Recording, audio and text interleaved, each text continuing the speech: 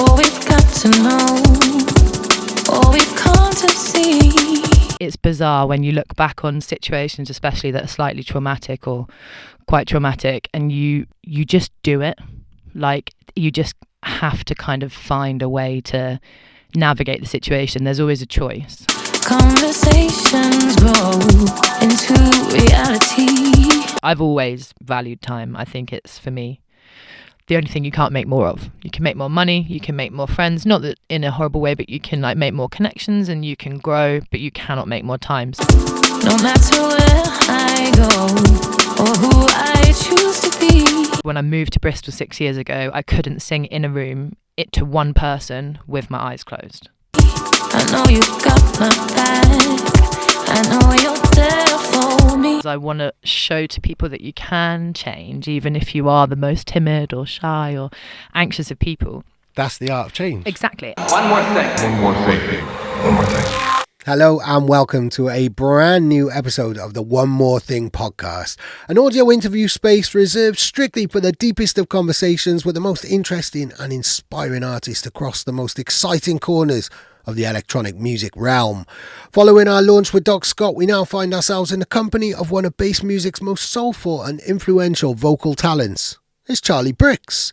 10 years deep into her craft on labels such as Critical Music and Flexout Audio, Charli has announced her debut album entitled The Art of Change. It's inspired by the many changes she has in her own life, from her hard work and commitments to the Mazi charity in Bristol to her role behind the scenes at Glastonbury Festival.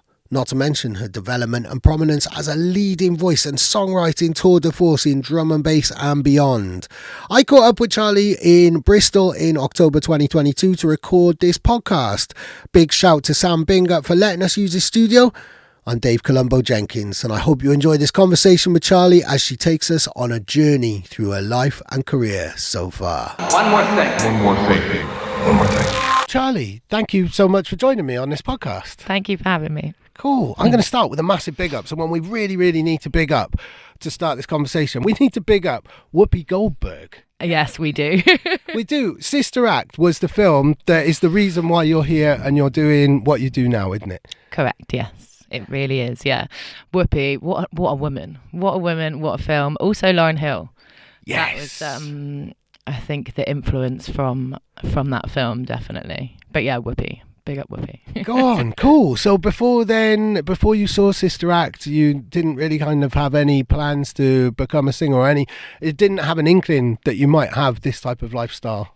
No, not at all, really. Like, I always enjoyed music as a child, but I was more artistic as a kid. Like, I favoured more like creative things rather than singing, for kind of things to distract me or to take up my time.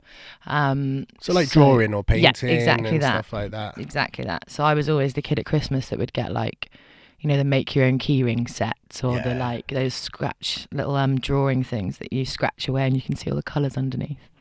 That was kind of my thing. So yeah, I didn't really focus on music until year 8 at school and gospel choirs and being told to watch that film.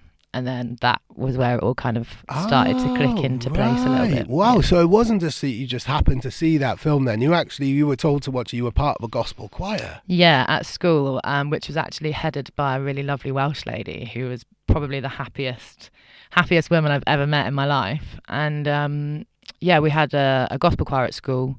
We used to sing in the school assemblies. And that was, our homework was to watch Sister Act and to embody their style of performing in that film. Wow. That's how I kind of got into music. So that would have set some serious foundations then in terms of like harmonizing and things like that. Yeah, definitely. Frustratingly at the time, I didn't really retain a lot of the theory. So as I've got older, I've had to revisit things like harmonies. They don't come naturally to me. It's something that I have to kind of sit and figure out still. Unlike some singers who can literally hear the note and just kind of sing the harmony immediately, which is where I'd like to get to one day.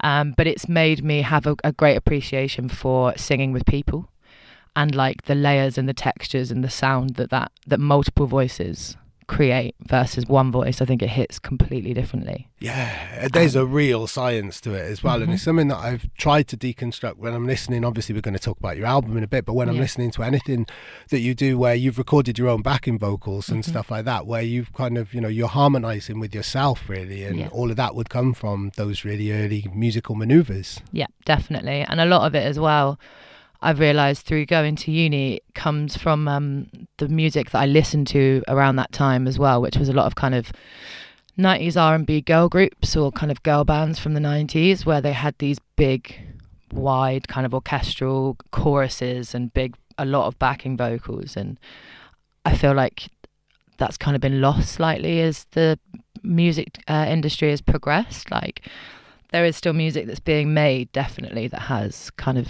a lot of elements to it, but I feel like a lot of the music from the 60s and the 70s, they really honed in, and that kind of set the tone for those kind of harmonic backing vocals, and then that was taken into that kind of 90s R&B flex. And that for me is where I get a lot of my inspiration from, is that kind of sounding music. Yeah, and also at the same time, I think, because we're talking about like Charli Brix in her teens now, this is also when drum and bass came into your life as well, wasn't it? So we're kind of talking like early 2000s, mid 2000s, something like that. So what would I have been? I was born 90, so I was, 14? So 2004.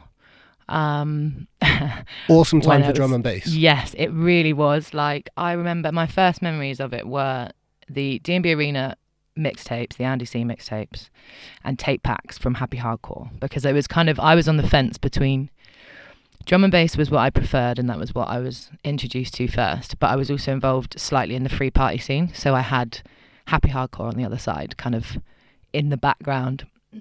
And you couldn't avoid it at a no, point, could you? This is the thing, you couldn't. They did come hand in hand. I remember as I got older, you'd leave a drum and bass rave and there'd be that guy at the end of the night giving you the flyer pack for Billy Bunter and all of these other kind of like raves that were happening around you. But to me, so drum and bass was at school, and it was when I used to bunk off. I used to bunk off school with my friend Stacey, and we'd just sit at hers listening to drum and bass. And that was it, and chilling and just being stupid teenagers. But the soundtrack of my teenage years was D&B, Andy C Arena, like, but also the liquid side of it as well, so like the new tones and London Electricity, and it was kind of split down the middle. It was either dirty jump up, really dirty heavy kind of Hazard and Hype that I was listening to, or really nice soft kind of new tone Logistics, that kind of style. Well, it was a golden time for both of those scenes, really. You had that kind of Bristol-y jump-uppy sound, like kind of Clips and stuff like that, and D-Mines.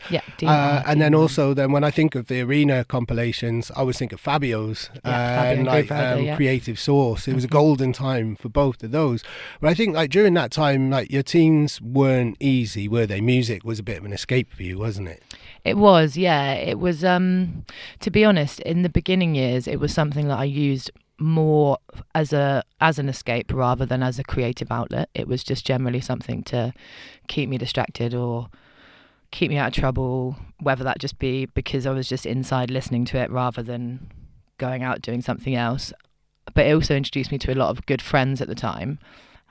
It was probably around that time, actually, that, things started to get a bit weird in my personal life. I was brought up in care, and I didn't really focus on doing anything other than just kind of staying on a level kind of track, probably till I was about late teens, like 18, 19.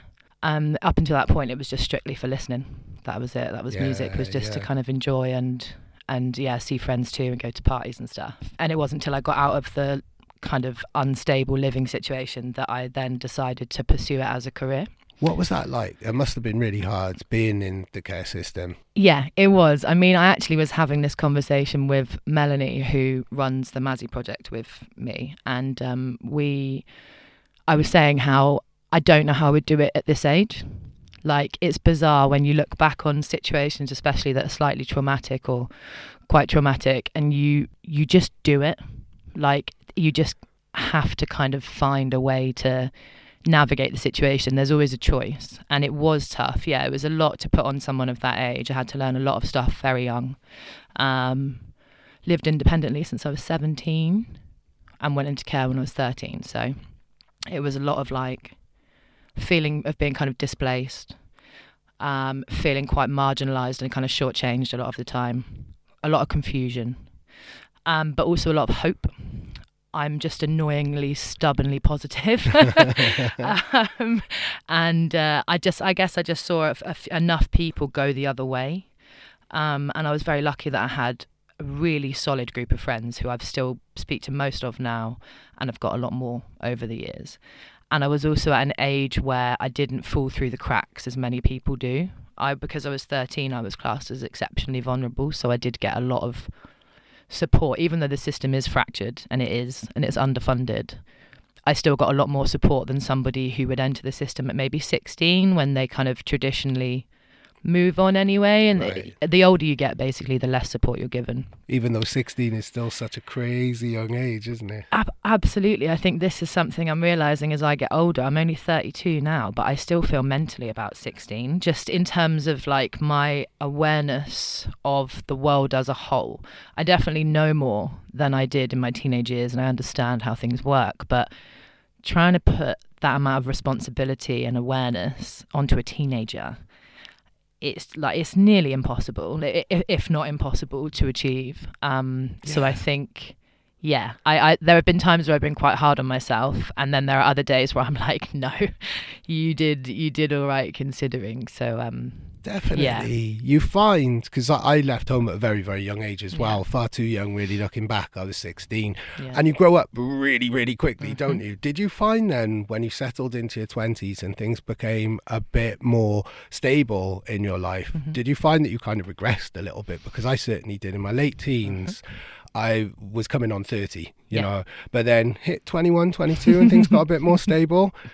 The shit hit the fan, everything went out the window, and that's where I started to really kind of play up, because you didn't have to kind of be so adult. grown up anymore. No, completely. I mean, I started uni at 26 because I was like, I've always said that I'm like 10 years behind everybody else in terms of like life experience, because I had to do things the other way around. I went straight into work. I didn't go to college and then to uni, like the kind of natural, well, not natural, but the conventional progression.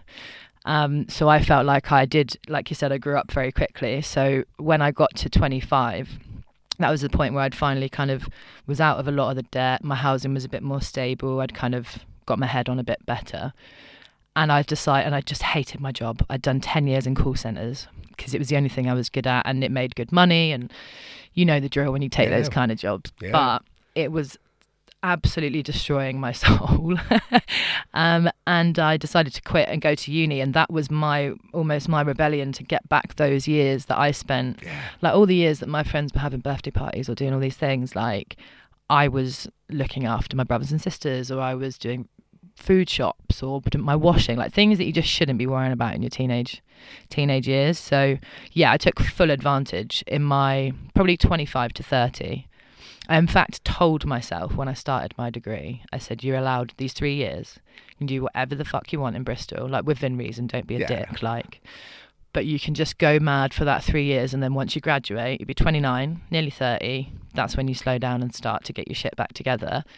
And with the exception of COVID that turned up on my 30th year, I did it. I had a wild 3 years without putting my financial or physical and mental health at stress.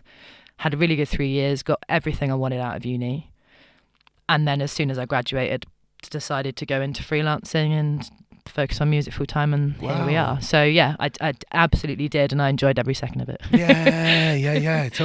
Totally. And even during that time then, I think people might be surprised that you were studying in uni while you were incredibly dominant as a vocalist in drum and bass as well. During all of this time, you know, in fact it marks 10 years pretty much, almost I think to the month maybe, that it's been 10 years of you releasing music. It has, you're right. It's I think a lot of people, I guess it's my own downfall, because people only see what you show them. So I guess online, like people, they sometimes think that my job is full-time studio based, or kind of I get my income from one job or one kind of profession. But no, you're right. When I was in uni, I was working full-time and making music and kind of doing freelance stuff. And I think for me that's a choice, because first of all, I like the variety. I'm just not a one kind of profession person. I'm interested by too many different things. But also I like the freedom that choosing and picking your work gives you in terms of your lifestyle. Like, I'm not tied down to any one location, any one job. Like, no one day is the same then. Yeah, no one day is the same. Yeah, it can be uncertain, especially in times recently, but it always works itself out, you know. There's always something that can be done or kind of... I would imagine as well, having worked in like call centers for all those years, that, you know, that's almost, you want to have that variety. You want to have that, you know, kind of something, because you've seen what it's like to work that 9 to 5 as well. And also that needs to have security as well, financial security from your teenage years as well. So all of that kind of galvanizes where you're at and why you do what you do now. Definitely. I think the financial security definitely feeds into my decisions and my kind of to and forth from taking work and not taking work. Like, I love the fact that I can be freelance, but I'd be lying if I said there wasn't a part of me that does need that financial stability. That's the only kind of certainty that I really crave. In terms of social situations or landscapes, jobs, whatever, I'm very open to it, and I'm happy to kind of just go wherever the world wants to take me. But with money, it does definitely stem from those younger years and not really having just education around it as well. Something that, again, I was talking about recently. Like, if someone had explained credit cards to me when I was 16, I probably wouldn't have been so bad with credit cards in my younger years, because do you know what I mean? You understand that stuff affects you as you go into your adult life. So I think, there's a lot to be said and done about the education of kind of life skills and things like that. But definitely, I think other than financial security, I'm pretty happy being kind of freelance and avoiding the nine to fives. But it's mad to think that while you're doing these tracks, these breakthrough tracks, which really kind of molded your career with, like, you know, kind of QZB and E9 and stuff like that, you were also studying, and as well, and I remembered this when I was like preparing for this conversation, doing loads of interviews in Reach as well. I didn't because you were down as Carly Barber, and I didn't realise until much later that was you. You've got a wealth of interviews and stuff like that as well, which I guess taps into your love for doing lots of different things. Yeah, definitely. InReach were an amazing platform to get involved with. They were so accommodating. I actually contacted them when I first moved to Bristol because, like I said, there's a lot of things I'm passionate about, and literature and language is one of them. That's why I like writing my own lyrics and songwriting. And I guess it's just another outlet for that. And again, as you know, like being a journalist, like it is that kind of way of expressing yourself in a way too. So it was just another avenue to be involved in the industry and to get some creativity out there. And they were always really awesome. They gave me complete free reign of like content, people that I would want to interview.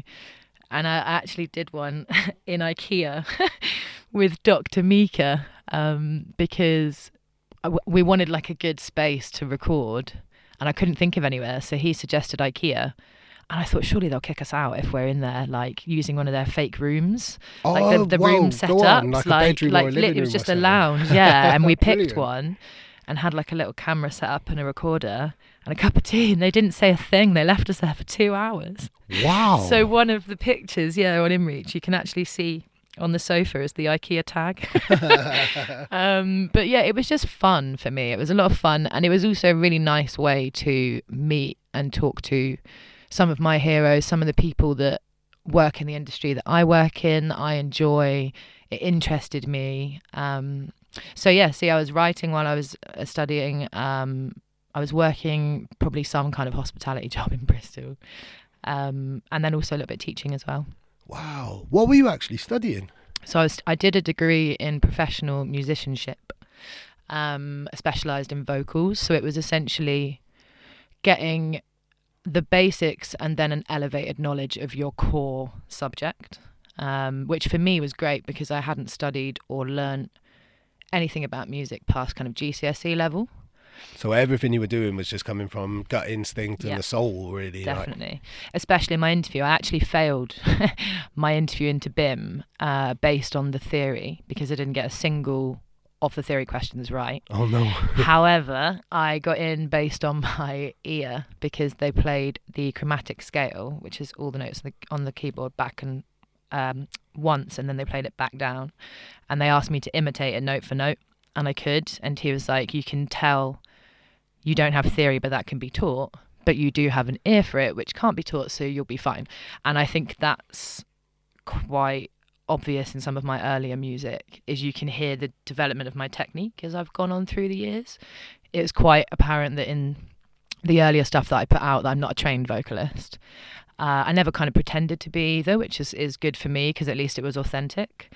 But yeah, you can definitely hear over the years where I've had more training and more knowledge of my voice through the degree and stuff that it's kind of translating into my music now, or at least I hope so anyway. Yeah, definitely, and we'll talk about that a lot when we get to the album in a minute. Yeah, but I guess sure. it's also hearing your voice and knowing your voice and knowing the process, being in studios and becoming more and more of an artist, like elevating from a featured vocalist to becoming an artist, where you're working, you're collaborating with the producer. It's not just you're giving them a top line and they're chopping it up. You're actually working with them and contributing something, and you know your range and you know what you can deliver to something. So there's a lot of confidence in that as well, I think, isn't there? Definitely, and that's something that I think I hope will always be continual. I like the fact of thinking that I'm going to continue to grow and learn. I find that really interesting. I'm always kind of seeking knowledge, which is why I wanted to go to university and have all of these experiences, even if it's just reading books or chatting to different people, getting different opinions or ways that people work.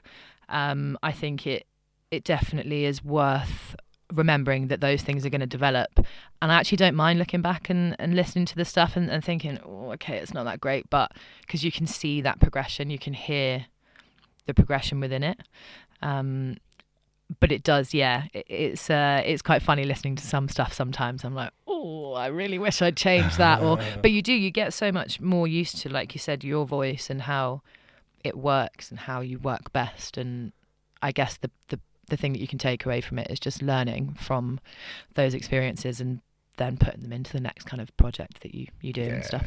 What tunes do you listen back to, or do you hear and you either think, wow, like that was a real turning point moment for me, or tunes that you think, oh, I wish I didn't do that in a way, and not to put downside any of the tunes that you've ever done, but absolutely. I mean, the one that there's one tune that I did that was out in like 2012. It was a tune called More, and the track's amazing. It's not the kind of music that I would write anymore. It's a bit heavier than I would go now. The one on Monster Cat. Yes, exactly. And I think that was just down to me not having, because I have to take responsibility for my part in it as well. And that was a lot down to me not having the courage to contest their opinion. Essentially, the producer didn't treat the vocals at all in the song, and I would have preferred them to have maybe a little bit of reverb or effects or something on there, and I was just too shy to say that. So I voiced that I wasn't happy with it, but when they came back and said no, it's fine, I didn't push back, and I was like, okay, well, and then it went out, and now I just can't listen to it. So I think it's partly down to me as well, needing to be clearer with how I want something to sound, which I've got a lot better with as I've gone into my career, kind of having the space to say, actually, can we change this, or do you mind if we try it like this, or and understanding that it's an equal collaboration. But then on the flip side of that, there are tunes that have come out that have absolutely surpassed expectations, like Take It All with QZB. That tune, oh my god, still blows my mind. That was an anthem. That I would say that became an anthem, and that takes me back to 2018 Sun and Bass. Yeah, and I'm in goosebumps now because it reminds me of particular Thank parties, you. And it would get reloads. Yeah. That really defined the moment. Really, that particular tune. It did for me as well, in so many ways. Mainly the content of the song. I'd written that as a soul track. After a breakup, a pretty savage breakup with a long-term partner, and I'd been sat on it for a while because I didn't want it to be drum and bass. I wanted it to be something a bit more down-tempo and a bit more kind of heartfelt ballady kind of vibe. And Thomas messaged me one day from QZB asking if I had any vocals lying around for him to mess about with because he was bored. And I replied just saying, I've only got this one vocal. I've just kind of scratched it in. It's not like perfect. And also not sure if I want it to be drum and bass. So like, maybe don't make a drum and bass tune with it. He was like, okay, cool. I'll have a play around. And then an hour later, I got a message from him saying, I just saw it pop up saying, I know you said you didn't want drum and bass, but... And I listened to it and he'd left the vocal exactly how it was recorded, but just sped it up. And he'd worked around it and it was done. And within a day, like it was finished. And then the next day I was getting an email from Kazra just like, hey, we're going to put this out on Critical. Are you cool with that? And I was like, yeah, let's go. I think it's been repressed twice since then. And they've had the VIP. They've got I think Halogenics remix is coming out in December on Critical. Yeah, it's the best. Like, I couldn't have wanted more ever from a tune. And then obviously I have to mention as well Just One Look with Enei, which is the track that absolutely sparked everything. I remember I've heard in interviews and read in interviews, he emailed you out of the blue really, really early on in your career. Really, so, you didn't know that you'd even be on his radar or anything like that. Exactly. I thought it was a hoax. I genuinely did. It was back in the day with SoundCloud when the messages were like, you used to get loads of spam bots like daily. And so I legitimately thought that someone had hacked Critical. Well, it was Enei's SoundCloud, because I was like, first of all, he'd email me. Why would he SoundCloud message me? Like, I just didn't. It didn't seem. I don't know. Even back then, nobody messaged on SoundCloud. Exactly. I don't think I've known ever anyone to use SoundCloud's messenger function. So that kind of threw me a bit. And then I pretty quickly realised it wasn't a joke. And I think it was 2013. So super I got the early first on. email. Super really early on. I literally started at 21, 22. So within about a year of me like actively singing or putting covers online. And then we did the one tune for that album. He liked it so much that he asked for 2 more for the same album. So I did 3 for that LP. And then that was it. Ever since then, I've not... And I think he really brought that album together, because he's not, he doesn't really work with that many vocalists. No. So to have that kind of vocal consistency and that presence on the album was a real boost for Enei as well, really, there. I think, it just worked really, really well there, didn't it? I think so, yeah. I mean, it's taken me a little while to be able to accept that, because I do suffer a little bit with imposter syndrome, as you know. So it's kind of hard for me to say that I actually contributed equally to a record as much as him. But no, I think you're right. Alex has kind of even said to me before, like, he loves how well we work together. There's kind of never been anything other than awesome kind of praise for when me and I get on a track. And we did subsequently kind of like 3, maybe 4 more releases after that on EPs. So I think I've been maybe the most consistent vocalist with him now, or at least... Oh, without a doubt. I think, definitely the most collab vocalist, which for like 20-something-year-old me, when he got in touch, was just mental. And I'm hoping to make some more music with him next year, now that my album's wrapped and I can kind of do some more collab stuff. Brilliant. Let's talk about the album now. The Art of Change. Like, what an awesome title for the album. Thank really, you. Anyway. And I think it runs deep, doesn't it? Because I've found interviews where you're talking about it at the start of 2020. Mm-hmm. So it's always, I mean, it's for any artist, like an album is going to be on that journey anyway, but it's been very much a tangible thing for a long time in your life, hasn't it? Probably longer than you ever anticipated. Definitely, yeah. I think it's longer than anyone anticipated, which is the thing I'm coming to terms with now, because I've taken because it's my album, I've shouldered a lot of the responsibility for kind of, the project, and rightly so. But unfortunately, and I really don't want to dwell on it because I'm sure everyone's sick of hearing about COVID now, but a large part of the reason why it took as long as it did was because of COVID. I got offered to do it at Outlook in 2019 by Tom Bassi from Flexout, and we started writing it, I think, in the February of 2020. Right. And then we went into lockdown in the March. So my vision for it was kind of a year tops, maybe spend 6 months of that time creating, 6 months of that time writing, and the idea would be to get everybody in a studio, lay it down in a couple of weeks, jobs are good. And unfortunately, because of the stopping and starting and the opening and closing and everything of COVID, it became a very broken process. Not that that detracted from how fun it was, but that's essentially what made it take the amount of time that it did, was kind of, studios not being open, people not being able to travel or leave places. So a lot of it was then done remotely again, which, as you know, just takes a bit more time naturally. Yeah. So, within the outside of COVID, I think the process, I really, truly enjoyed it. And I've learnt an unimaginable amount during it that I really look forward to taking into the next projects that I do. Brilliant. What have you done?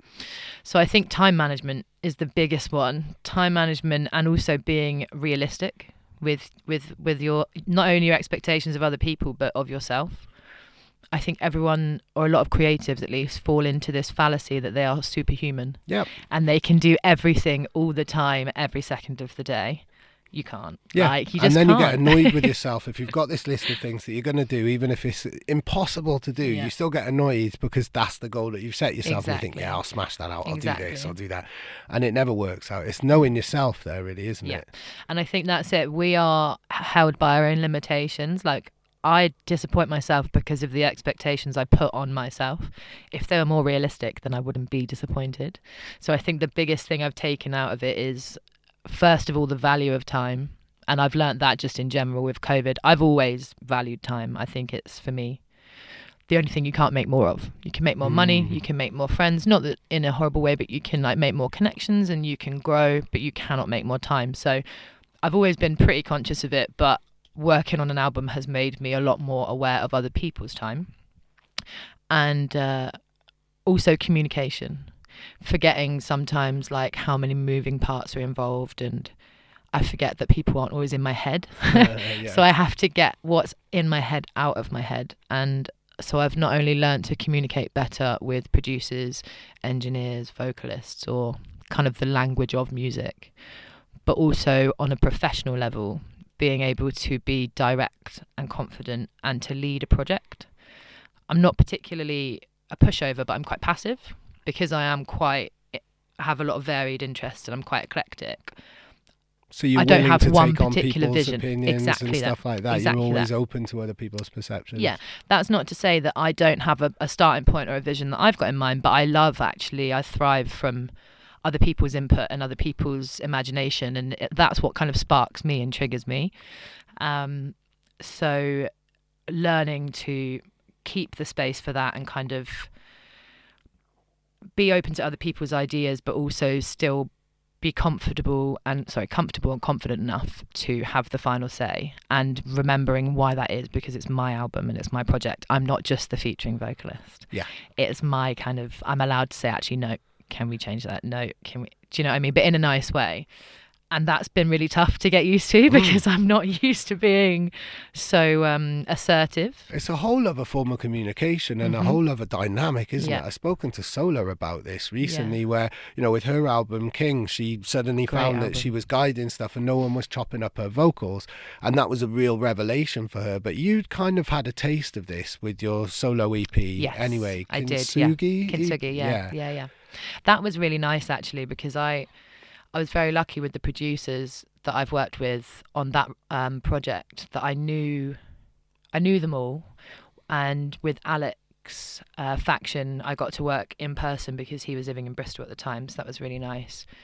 And then the rest of the guys on the EP as well, I've met a couple of times. So I find that if I know the people I'm working with, I find it a lot easier to be direct. It's largely because there's kind of two settings to me. I'm either really passive and chilled, or when I'm assertive, I can come across as slightly bossy because I have to kind of dig for that energy to be able to hold that space, and people can take it wrong sometimes. So if you don't know me, it can sometimes come across as I'm being maybe a little bit short or a little bit blunt. Whereas if you know me, people are like, nope, she's just in get shit done mode. You know, like there's a difference. So yeah, definitely more comfortable being direct with people that I've worked with before, but have learned a lot more about that during the process. I guess there's the added dynamic then of being in a male-dominated industry as well, then really, where quite often when I interview females in the industry, you can't be an assertive woman without being called bossy or a bitch or something like that, really. Whereas if a man is being bossy, then it's just he's being confident. And you don't have the virtue of that, really, do you? And I'm glad that you've mentioned that, because that's a really, really valid point. I think something that I struggle with. I've struggled with it in relationships in the past. I've struggled with it in working professional relationships with promoters, agents.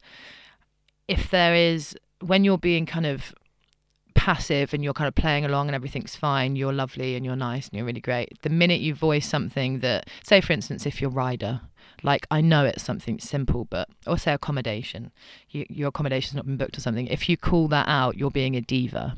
You're being a princess. You're high maintenance and things like this. And when literally all you're doing is saying like, you agreed to this is what and it I've hasn't been done. Exactly. And unfortunately there are a lot of occasions, luckily not with the people that I work with these days, because I've got a really, really good group of people around me, and the majority of the people in the industry I'd like to think are pretty self-aware and pretty switched on. But there have been, quite a few occurrences where personality traits have been mirrored in a different way by a dude, because that's how they perceive the situation, or because that's how they want you to be seen, when in actual fact, no, I'm just taking up a bit of space and they don't really like it. So that's you're kind of constantly battling with that, generally anyway. And then being in charge of a project, it's like, how far can I push it? And you're very aware of stuff. I'm kind of very aware of my tone. I'm very aware of my body language, how loud I'm speaking, like everything. And it's weird because I'm not normally that aware. And that can lead to a whole minefield of headfucks then, can't it? Where you're just overthinking all of the time, really. Overthinking is definitely a word that has been used multiple times during the album process. There were a few tears at the beginning, only because of my own confidence as an artist. I've been very open before online about my imposter syndrome, and like, to put into context, when I moved to Bristol 6 years ago, I couldn't sing in a room to one person with my eyes closed. Like that, I'd have to leave the room to sing, because in my teenage years I was singing in assemblies and stuff, and then when I got to my 20s and I started writing, I didn't perform at all until I moved to Bristol, apart from the odd occasional open mic night, and that was it. So you lost that confidence. Exactly that. And then it wasn't until I started uni that I got it back, and the only reason I got it back was through essentially exposure therapy, which was being forced on stage and being told you cannot leave until you sing. And it was 45 minutes for my first lesson that I stood there. Wow. And it was like, I either cry or sing, and I had to sing. So, oh my God, and now like I rabbit can in the play, headlights moment. Genuinely, and now I can play all these insane gigs and these stages, but it's not always been like that. And I'm very vocal about that, because I want to show to people that you can change, even if you are the most timid or shy or anxious of people. That's the art of change. Exactly. And so that is where this whole kind of theme has come from for me, is the fact that it is an art, because you have to practice and practice and practice and practice.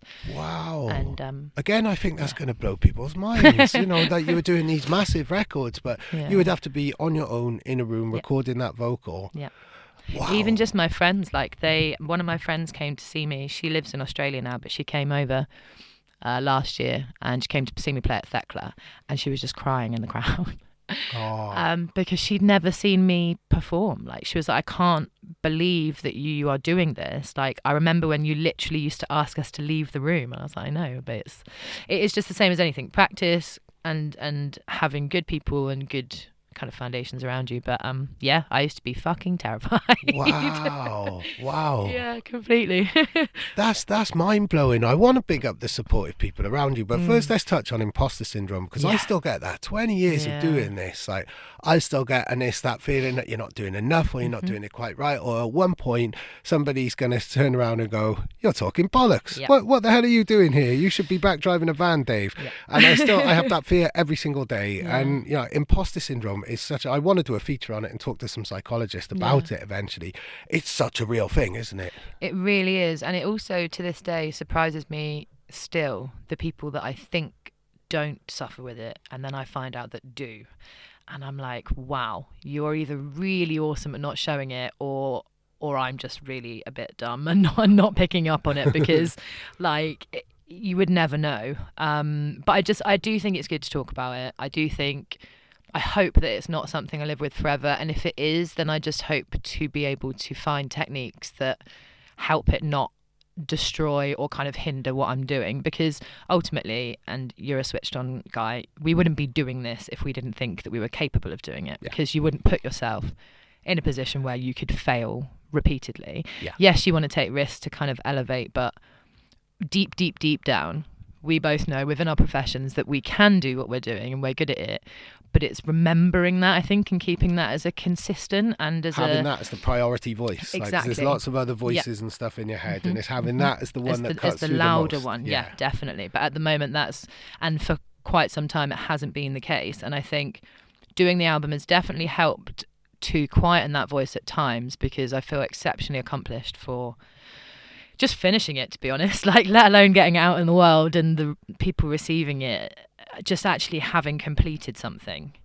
I'm quite ADHD, so it's really hard for me to finish projects, and I get quite lost in things. I'm an ideas person. I'll start something and get really excited by it, and then it'll fizzle out a little bit, and then I'm on to the next thing. And so first of all, just to have finished it is insane. But it's been a very interesting time. I think it's been willed into existence or guided into existence, hasn't it, by certainly one particular person who needs a big up, and that's Bassi. Oh yes, definitely. I mean, big up Tom. He needs a big up for. I say in any interview that I have, it's Alex Eni and Critical, and Bassi and Flexout. They're the two camps, absolutely two that pillars. 100%. Like Critical were the ones that started me out and kind of got my foot in the door and have consistently backed me, and Flexout are the ones that have kind of taken me as a solo artist or an individual artist and gone, actually, here's a bit of free reign for you to do your thing, and kind of got me on the live shows and such. And Tom, I mean, a prime example of mine and Tom's relationship, the first day we met, I was homeless, and I'd been kicked out of an accommodation that was like proper dodgy cash in hand rent in was I in Bristol? 2018, yeah, in Bristol. And I had all my stuff with me, and I was meant to be going to a house viewing that day to get a room. And so I'd said to him I had nowhere to store this stuff. I had 3 suitcases and a duffel bag. And I'd messaged him, and this was our first official meet-up for the label to talk about the EP and stuff. But he'd approached me in kind of a friendly way, so I felt quite comfortable, to be honest with him. And I just said, I'm cool to meet, but just so you know, I'm in between gaffs at the moment and I need to bring my stuff with me. Is that okay? He's like, yeah, of course. So I turned up to the pub the first time meeting him with pretty much everything I owned. Wow, in suitcases, your life in your hands. And got the phone call that at the pub that I'd had my accommodation accepted, and I just burst into tears in the pub. Because I've been sofa surfing for about a month at this point, and it was really triggering of those kind of times in my teenage years, and this was in early 20s, so I just didn't want to be back there. So yeah, that was the first time I met Tom. We stayed in the pub with him, and it was Andy before he left to do the family thing. Hi, Andy. He was just like, we think you're great. We want to make some music with you. Let's do this. And he's just been amazing throughout the whole process. He's kind of like an unofficial manager / brother / dad, even though he's about the same age as me. But like that kind of figure and that influence. He's got that energy about him as well, hasn't he? Definitely. He makes stuff happen, and you can tell that he really cares. I think the same with everyone. He second guesses himself sometimes, as everybody does in the industry. Am I doing enough? Am I including enough? Am I ticking enough boxes, X, Y, and Z? But at the root of it, he's one of the good ones, and you can really tell that instantly when you meet him, when you work with him, when you look through Flexout's back catalogue and speak to other artists on the label. And like, it is a family. Like, I go there for Christmas. I'm going there this year. We've got the little Flexout meetup, and it's just that for me was a big reason that I wanted to get involved in music, was to be a part of the community, not just make money.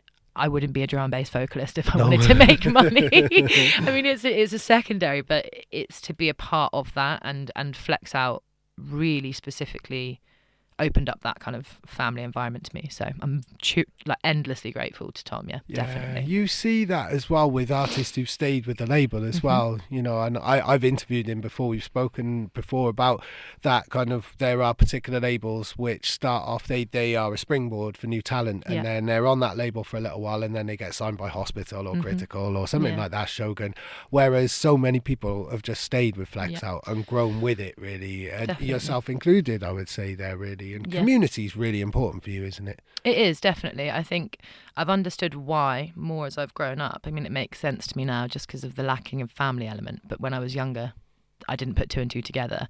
So I think for me, having that community and just your kind of motives being in the right place. Like, I'm not naive, it is a business, so I understand that obviously money needs to be made, but it really, really grates me when you meet people that treat you as a product first and then a person, versus as a person who is essentially going to create a product. Yeah. And I've never felt like a product with Flexout. I feel very much like the person is first, the art form is second, and we kind of come to a way in which to make it work for both of us to maybe make some money out of it, etc., etc. I've been approached a few times as strictly like, I want to buy your voice, and it's like, it's not how I work as an artist. If that's what you want to do, then fine, like that's you. But for me, that's not why I got involved in the industry. It feels quite dry and soulless and contrived, and that is how other kind of aspects of the music industry work, but it doesn't have to be. That's kind of what separates drum and bass from other genres in that type of way, and why it's a blessing and a curse then, I would imagine, because once you are associated with drum and bass, then there are, you know, because there aren't that many vocalists, like really prominent vocalists. There's a lot more coming through now. It's a whole new generation, which we'll tap into in a minute. But there aren't, you know, I think, and also with male vocalists as well, you know, like DRS was over lots of stuff, and he found it very hard to break out of the confines of drum and bass, because once you're part of that, and it's a separate entity to other genres, really, isn't it? It really is. I think the whole product thing, it can feel quite transactional, and I don't really want, I mean, I know it is at the end of the day, you're creating a piece of music that's going to be sold and bought and listened to, but the process doesn't have to be clinical. I think you can have a really enjoyable process to get to that end point, which is the product. I think in terms of breaking out of that kind of box of being a drum and bass vocalist, I've had that for quite some years, and I've had to kind of, again, it's down to me in part in how I kind of brand myself and how I sell myself to people. And instead of saying I'm a drum and bass vocalist, it's I'm a multi-genre artist, or I'm just an artist or a singer, or trying not to pigeonhole, but it's easy to fall into that lifestyle. And I think the best way to break out of it is to do what people like DRS and I'm trying to do with the album, which is to showcase the other aspects of your musicality. Like, I purposely made a multi-genre album because I wanted people to hear and see down the line when we do the live shows what I'm capable of outside of the rave and outside of drum and bass, and that ties back to the gospel roots and all of these things. So definitely, that's I would say it's a soul album by a nudge. You know, there's a third of it is like it's not drum and bass in any way at all, and you really get the feeling of that, really. And it's, you know, because it's only 10 tracks, so it's really, it taps into that real old school album. You know, you could stick it on a side of a tape type of vibe, and at least 3 or 4 of the tracks aren't drum and bass at all. And this is the first time where you really get to bear your all, really, as a soulful artist, isn't it? Definitely. And I think that was why I was so nervous, because the most people have heard of me outside of drum and bass to date is like a 30-second clip that I've put on my Instagram of me like singing in my kitchen to a neo soul or like R&B tune, or like a minute-long cover that I recorded in my room of something. I've not actually released. I've had one R&B collab with an artist called Jevon Ives for his album a few years back, but I've not done any kind of. And there was a house tune as well. Yeah, there was a house tune. Yeah. Who did I can't remember Cassie, called Tell Me. Yeah, that was fun. But I've not done released any R&B or kind of soul, and that was the bit that I was most excited for. Like, I had a vision for the drum and bass, and I was really, really looking forward to working with those artists. But for me, the bit that I enjoyed the most was putting together the non-drum and bass on the album. Yeah, a few of them are written with somebody, Benny, isn't it? Yes, So tell me about Benny, and then we'll talk about some of the other producers on the album. Yeah, sure. So that was a lockdown link up. So essentially, as I mentioned earlier, with COVID, we had to kind of stop and start recording. And at the time, there were no studios that were open. Like, we were allowed to go and do X, Y, and Z, but for financial reasons, the studios I was using had closed for that time. So I needed to find a studio that was like relatively close and had a producer that was like happy to kind of essentially ghost produce, but not ghost produce, sorry, to be like just an engineer, essentially, just for me to tell them exactly what I needed and not to really have that much creative input into it, to just essentially be the tools, because I don't know how to use the interfaces completely to get what's in my head out of my head. So, which is quite tough, because if you're a creative, there's a part of you that wants to have an input. So I was kind of a bit at a loss for someone that would just kind of, push some buttons for me, essentially. And my friend recommended Benny, who has a studio in Plymouth. And I went down to Plymouth, I met him, we instantly clicked, and he showed me some of his work. Really talented producer, and it was just really easy to work with. Like, he definitely contributed to the tunes creatively, but not in an overbearing and kind of domineering way. It was just kind of suggestive and really kind of constructive. Sympathetic to the sound that you wanted to achieve, really. Exactly.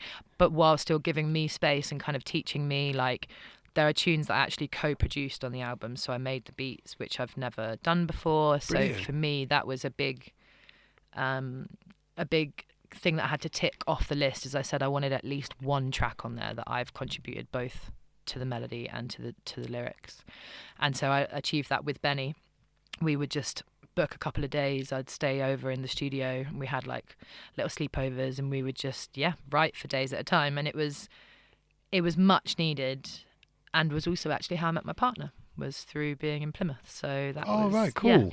Which was really nice. I don't think we would have met if I hadn't have met Benny. So there were lots of kind of, even though COVID definitely slowed down the process, there were lots of little nice kind of situations that came out of it that wouldn't have happened if COVID hadn't been a thing. So and it wouldn't have been rushed, but it would have worked on a different time frame, really. Exactly. And then, of course, on the flip side, then you've got a lot of people who you've worked with before, or people who, like QZB had to be on the album, really, didn't they? They did. And that one, again, was a really nice one, because I think that was one of the only drum and bass tunes, if not the only, the only drum and bass track that was made in person.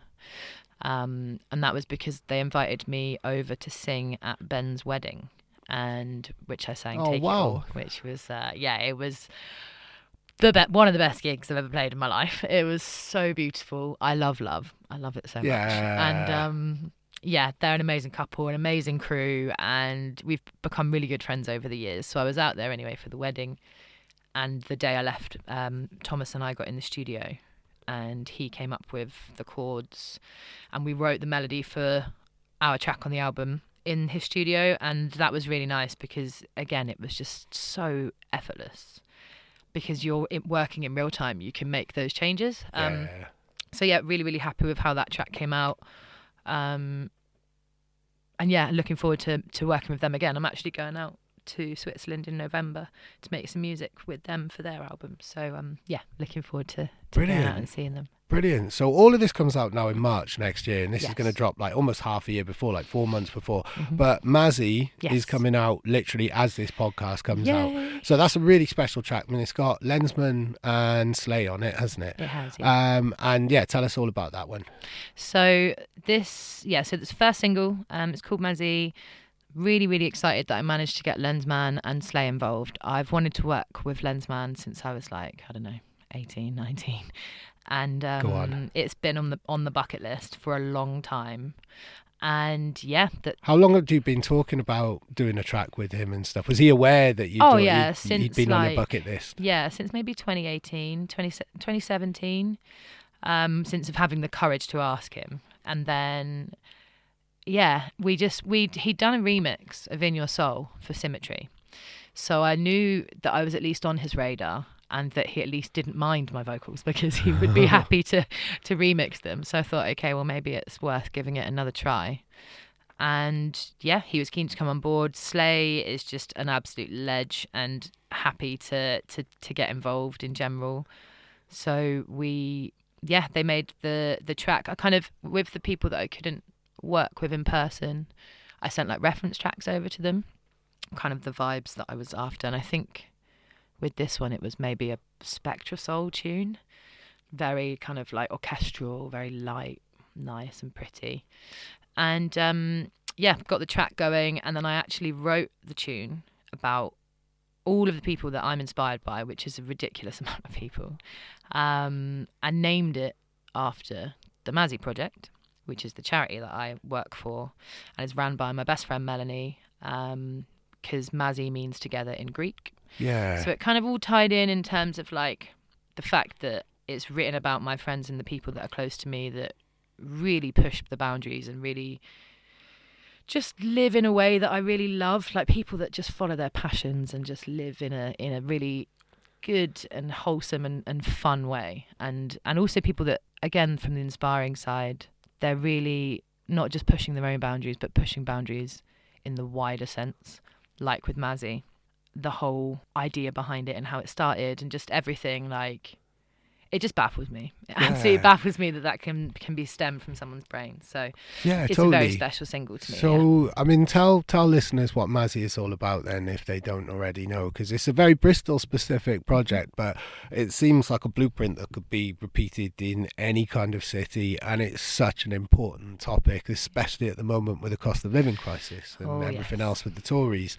So, explain to the world what Mazi is all about and what you do. Sure. So it's actually interesting that you touched on blueprint, because that's essentially what we're trying to create. So as it stands, Mazi is a Bristol-based charity that gets food parcels, so free meals, to 16 to 25-year-olds who are disadvantaged in Bristol. So the kind of key demographic is youth suffering from homelessness, asylum seekers, refugees, and youth suffering from addiction. And generally they'll be referred to us by their kind of halfway house or their independent kind of living provider.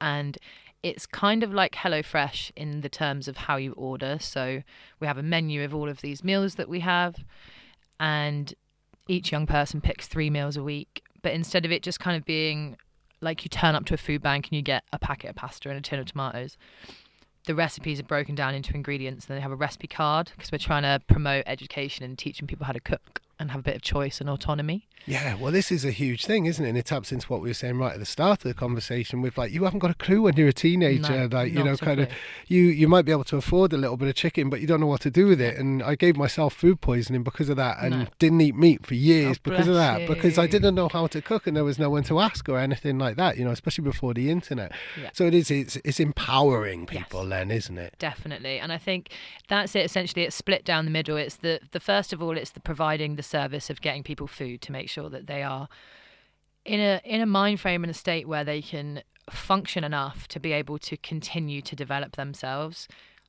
Anybody knows, or at least feels, they might not understand the scientific process behind it, but everybody can feel in themselves how you feel when you've had a day of eating good food versus how you feel when you've had a day of eating bad food or no food. So from the first offset, one side is to make sure that people are feeling fed and fueled and looked after, and their mind state is in a good place to then be able to act on other things like trying to get people into employment.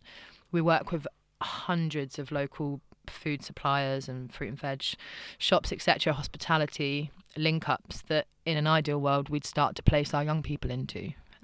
We host kind of cooking workshops, local events that are ran by the young people who are already into cooking, and they will host an evening of food for people and for fundraisers. And yeah, it's an incredible project to be a part of. It came off the back of the free school meals scandal, I think in 2020, from the Tories. Yeah.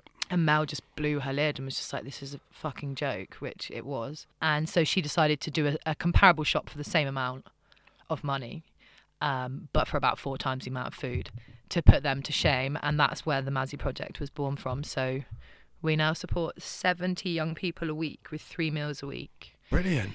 and we're completely self-funded and volunteer run, apart from myself and Mel, who have been there from the start, and Jamie, who does all of the kind of legal and all of the stuff that I have no idea how it works.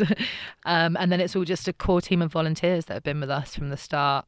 So it taps into community once again, and also Absolutely. food waste as well. So organisations aren't wasting any food, and you can utilise all of this stuff. That sounds incredible. And like you said, it blows your mind that it all came from one person's head. Yes, definitely. And I think that's the thing. I have to kind of check myself every now and again, because those days can be quite tough. The packing days when we're getting all the food out, it's kind of 8 hours, and we're boxing up, 70 times 3, 210 meals. Between maybe 4 or 5 of us. Wow. So it's quite an operation, but everybody's there for the same reason. Everybody's there and happy to spend their time. And you really do come away from it feeling like you have made a small difference. And I think for me, the one thing I learned during COVID is I don't do very well without some kind of purpose. I absolutely am lost without it. And it doesn't have to be something gargantuan. I'm not trying to change the whole world, but I don't do very well without having an end goal or a purpose for something, and this makes me feel like I have purpose. So. Wow, brilliant. So that takes up quite a bit of your time then, really. That's like a, kind of full-time job in a way, really. Yeah, it's like 3 days a week doing it, but essentially I'm on call whenever to be kind of ready to have conversations about kind of future plans and ideas and stuff like this, which I'm absolutely more than happy to be involved with. I'm also very lucky that my role is so fluid in the organisation, because I am one of Melanie's close friends and have been there since the beginning and grown with it, that should, for instance, next year I want to go on tour, I can still be involved in Mazi from a distance and be involved in kind of like board decisions and brainstorming for fundraisers and stuff like this. So it's very tailored into my other life as well, my music life, which means the two can coexist together relatively peacefully at the moment, which is nice. Yeah. Have you and Melanie had any feedback then from people where you've actually seen a direct positive result of changing people's lives? Yeah, absolutely. We've got a few people into employment, and there was another one young person, I won't name him for obvious reasons, but there was a chap that we had who was a young person who was getting the mailboxes. We hosted an event for corporate sponsors to try and kind of essentially get people's money, just to put it bluntly. And they would come down, we'd cook them great food, and then they'd kind of invest. And the young person was cooking that night, was speaking to one of the chefs that was there, and since got employment with them in Bristol, and has been working with them ever since. And that was kind of a direct, I've spoken to that young person, because I give talks at these events being a care leaver. I kind of explain why I got involved in the process, and because I've had to access food banks before regularly in my teenage years, and it's bleak, man. It's really, really bleak. So part of my role in the organisation is to kind of highlight that side of it from my perspective.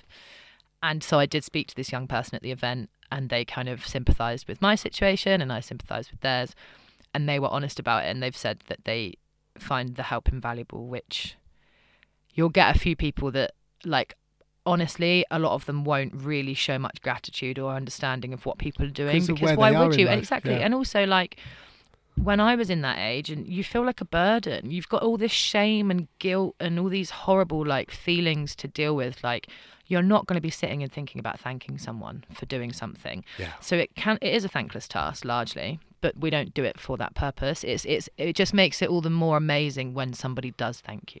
Yeah. Because it is that extra special. So yeah, there's been some really awesome times where you've seen it come full circle, and that definitely keeps that's beautiful in perspective. Yeah. I mean, the term that I saw when I was reading about Mazi and listening to an interview that you did with Melanie was food vulnerability. And that's what you've just said there. Really, is that kind of you do feel like a burden, you don't know what you're doing and things like that, and it's being able to open that doorway for people and just provide, even if it is just down to giving people a nutritious meal. That's just so important, really, isn't it? Definitely. I think that's the foundation of what we would like. At the very least, if the least we can do is just get someone a meal, then that's awesome.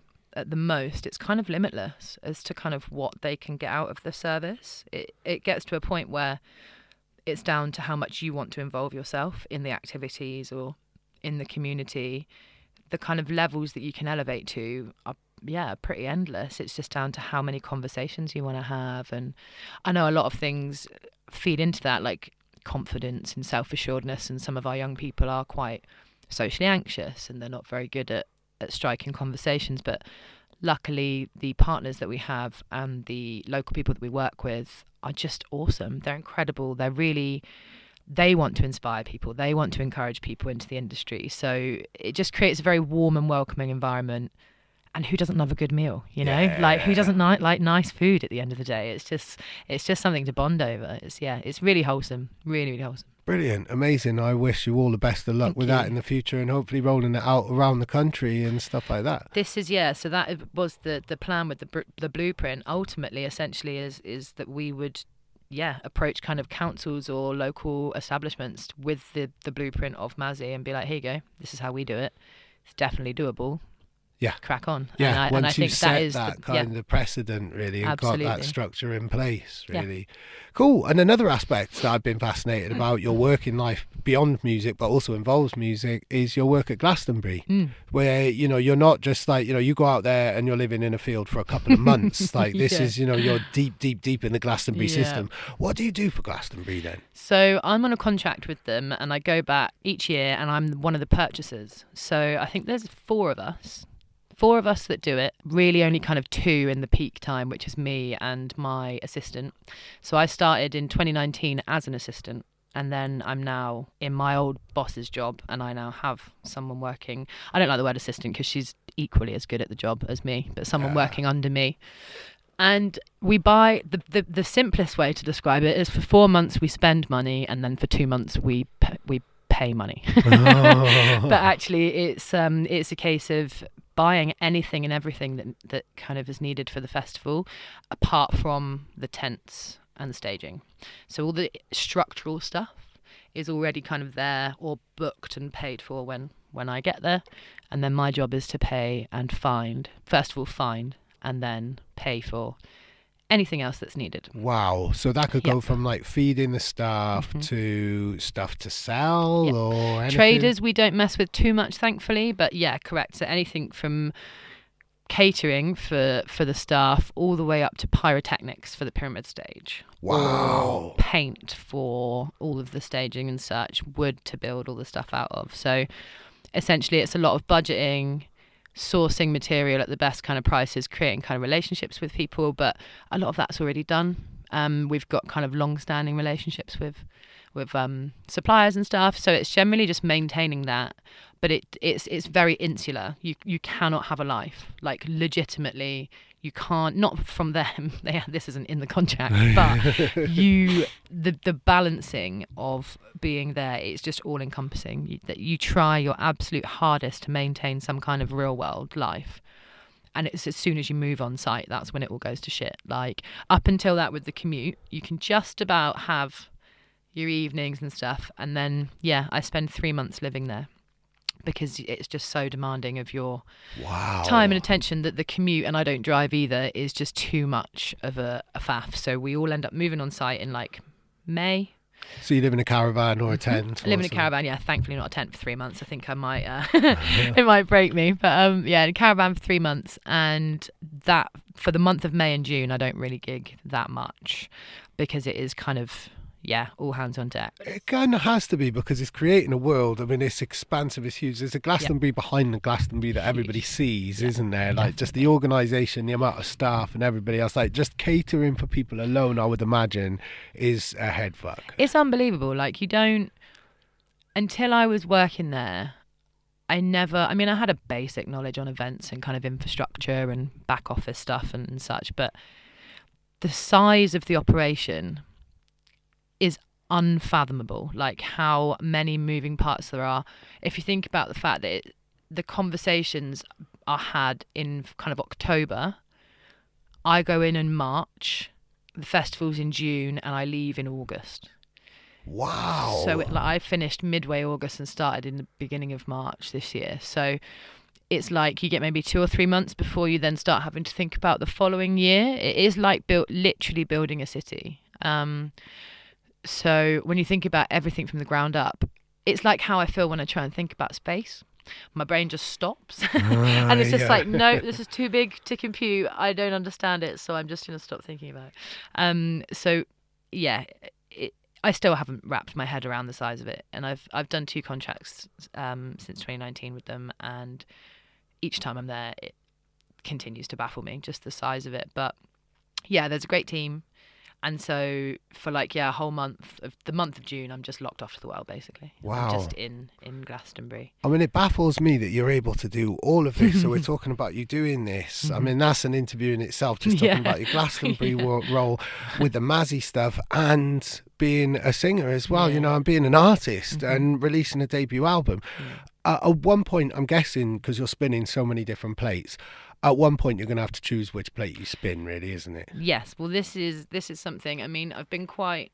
Because we haven't even got to you performing yet or anything like that. This is it. I've been quite lucky in the sense that, I say lucky, until recently I didn't have a relationship to juggle either. That I now also have to throw into the mix, which I'm more than happy to do.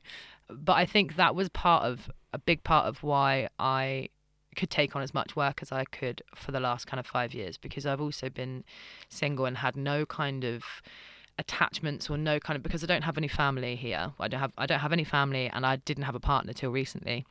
So I had nothing that meant I had to be in a certain place or had to do a certain thing. I didn't have to make sure I had a certain amount of income to pay rent or whatever. I could live very cheaply and all of these things. So I wanted to just try as many kind of things as I could to see whether I like it and whether I'm good at it and whatever. For me, it's definitely now about kind of funneling down into kind of what are the things that I want to keep doing, and what are the things that I'm like, okay, cool, that was fun. I had a good couple of years, and I can leave that one for now. Consistency, I think performing wise would probably be the one that goes sooner rather than later, and not immediately, because like I said, I'm only 32, but I don't want to be performing into my late 40s, but I could happily see me on a radio show in my 40s, so I think it's about it's assessing what the lifestyle that I want to have in the next kind of 10 years.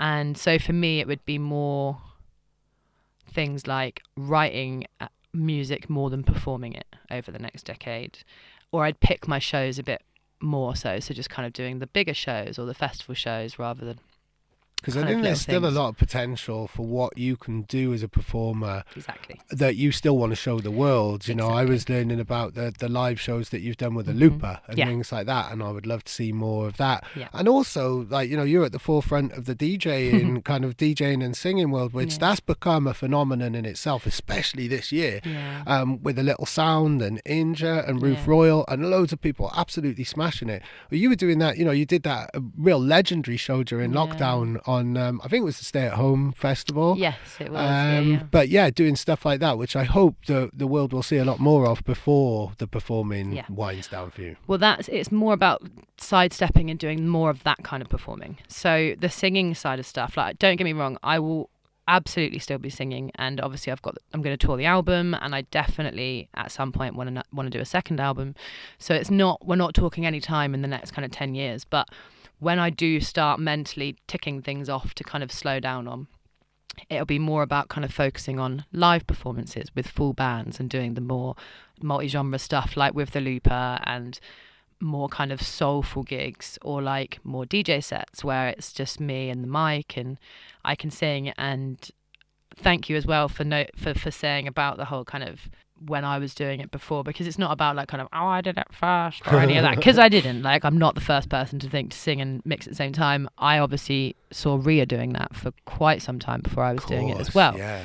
But it is nice sometimes to be acknowledged as potentially kind of a bit of a force as to how and why other people are exploring that now. And I've had a few people that have messaged me, like Sydney and all of these some of the younger kind of vocalists that are coming through, that do say that I've been a bit of an influence on them, and I take that as a great compliment. You in a UKF interview recently, you changed her musical path really, and hearing your voice really inspired her. And that's quite mad because you're only 32. I can say that because I'm like in my 40s.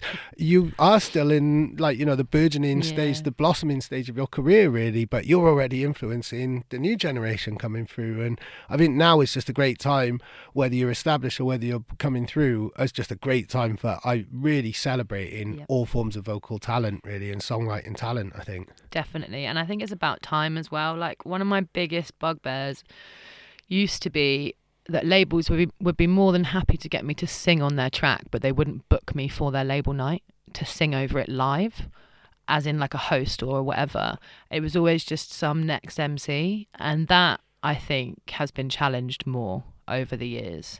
And I think, again, not without sounding like I'm blowing my trumpet, but I remember calling out Tony Coleman when the first, not maybe the first, but I think it was maybe 3 years ago, the Hospitality on the Beach lineup came out, and there was maybe like 4 women on there. And I remember emailing Tony Coleman and just being like, look, you've had how many releases of mine out on your label, but you won't book me to come and sing those releases live. You would just have some guy chat over my vocal. Where's the disparity? Like, why am I okay to sing on a record, but I can't sing on your stage? And he replied back and apologised and said that it was something that the label was going to continue to work on, and which they have. Hospital have been amazing. I'm obviously signed to Clinic as a booking agent, so I back them completely. But at the time, there was a disparity. Yeah, there was work to do. And Tony held his hands up to that. He admitted it. And then the next year, when Hospitality in the Beach lineup got announced, it was nearly not a 50-50 split, but it was a lot closer to what it should have been. And I do like to think that sometimes calling that out has a part to play in those conversations. So for me, as long as it's a positive influence that I'm having, then I'm happy. Whether that's to labels, to artists, if it makes me feel uncomfortable, I don't mind, because as long as that uncomfortable conversation is blossoming into something positive, then I don't mind being the one that has to have that chat or make that comment and whatever. This is a conversation I was having with the artist Note recently, and he was saying like people expect change to be very clean and it's like a transition, but change is messy, it's chaotic, and it has to be. And I was reading about kind of protests and stuff, and when seeing how people disagree with protests is usually a way of kind of seeing how far right or left wing people are, because protests in themselves, like, you know, the protests that get remembered are protests that were savage, but they changed the world, like suffragettes and you know, kind of riots and things like that. It has to be like that in a way. Not saying that there needs to be riots, but change in itself needs to be disruptive in order for it to really have hammer home. Totally. Definitely. No, I completely agree.